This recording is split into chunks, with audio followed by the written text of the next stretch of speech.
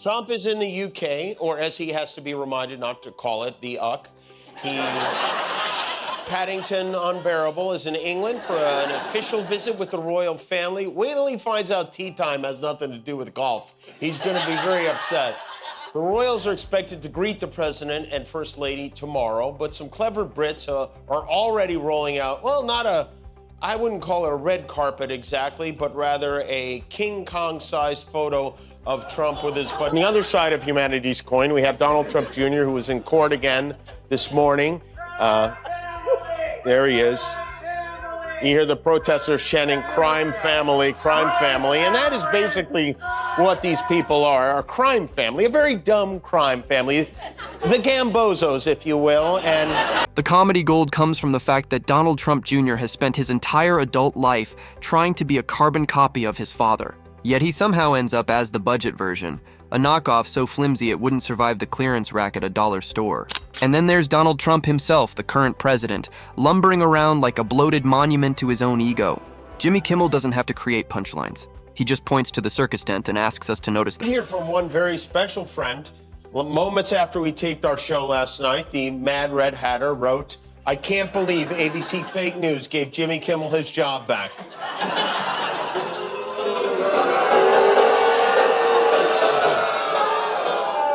You can't believe they gave me my job back. I can't believe we gave you your job back. Being held responsible for making safety last, but fortunately for him, he's got an ardent defender in one Donald J. Jr. Pete Buttigieg, you saw in the clip earlier, he's taking some personal time because, 19 days isn't enough time. Plus the time he spent chest feeding while we were in the midst of a supply chain crisis and 350 million Americans were depending on him. The demolition starts with Don Jr.'s obsession with social media. He posts videos that look like hostage tapes filmed on a calculator trying to sound tough while rambling like someone who just discovered caffeine and can't find the off button. Kimmel has a field day with that because it's not just embarrassing. It's a window into how desperately Don Jr. wants attention. He's the kid in class waving his hand to answer questions nobody asked, hoping that if he yells loudly enough, maybe daddy will notice him for once. The irony is that the harder he tries, the more he reveals himself as the discount store Trump, a version missing the batteries.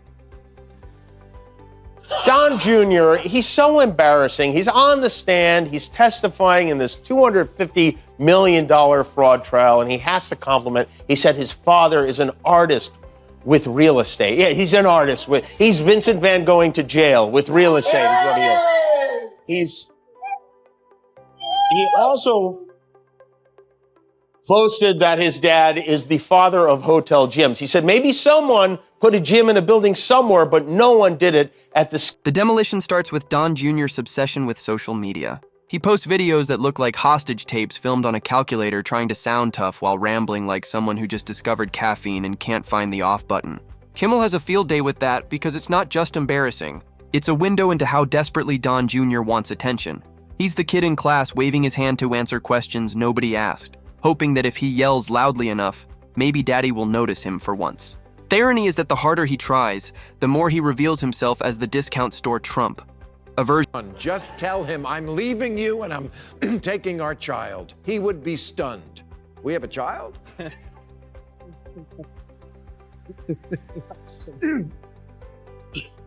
Now, I know I'm probably dreaming and Melania isn't going to do any of this, but what if she had someone... Kimmel finds the comedy sweet spot in the father-son duo dynamic. Don Jr. wants to be Trump, but what he ends up delivering is Trump Light, a shaky impersonation that makes even his most loyal followers WS. His speeches drip with secondhand bravado, and his attempts at outrage land like a karaoke performance where the singer forgot the lyrics, but still won't leave the stage. Meanwhile, Trump treats him not like Asen, but like an intern, useful only when parroting back applause lines. Sign, which, by the way, really put Kinko's to the test, is especially timely because this trip he's taking was planned by the UK ambassador to Washington, a guy named Peter Mandelson, who was fired last week when they found out he wrote one of the letters in the Jeffrey Epstein birthday book, which means Pete will not be there for the visit he planned, which is too bad. He and Trump would have had a lot of gross things to talk Don about. Jr.'s public appearances are a comedy sketch on their own. He paces across stages, red-faced and sweaty, selling the Trump brand of grievance like a used car salesman trying to move a lemon. He tries to echo his father's mannerisms, the hand gestures, the fake swagger, the pauses meant to sound profound but only expose that there's nothing behind the curtain. Kimmel rips into this because it's tragic comic watching a grown man cosplay as his father while the world laughs at him. He doesn't project. The amount of ass kissing in this trial is insane. DJ TJ, of course, denies any and all wrongdoing and is instead going with the "our accountants did it" defense. I'm not supposed to rely on a big five accounting firm, like one of the biggest accounting firms in the world. I can pay them millions of dollars. I rely on them to do accounting, but I'm supposed to know more than them. By this logic, insurance companies are going to start suing patients for listening to their doctors. Right? Do you understand? Like, am I supposed to know more? Oh, Don Jr. doesn't know anything about it. I'm not an accountant. I'm a business guy.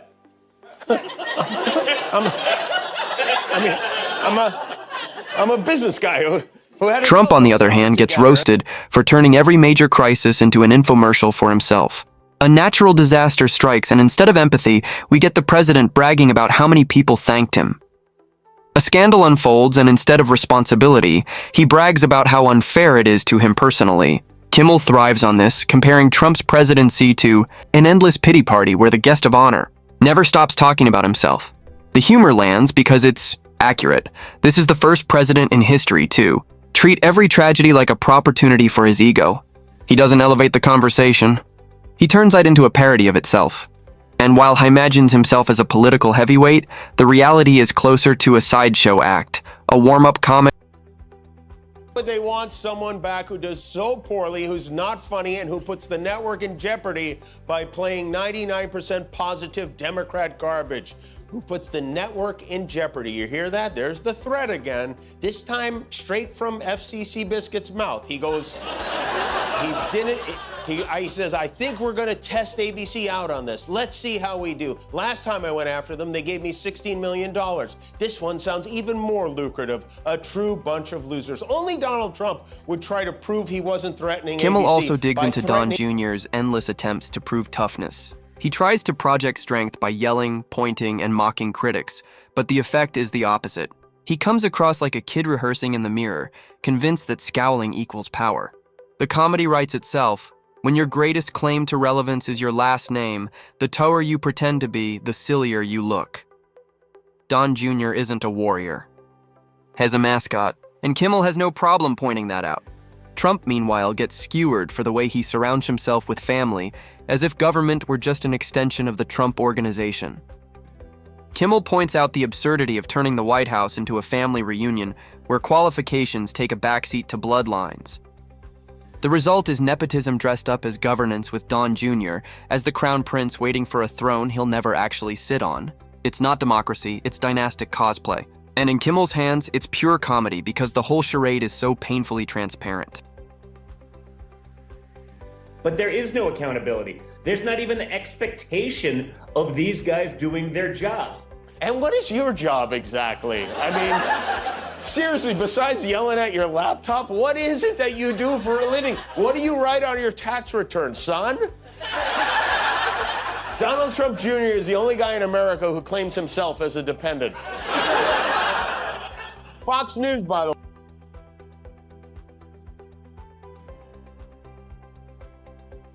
The roast dives deeper into Don Jr.'s book releases and media tours, where he tries to position himself as an intellectual.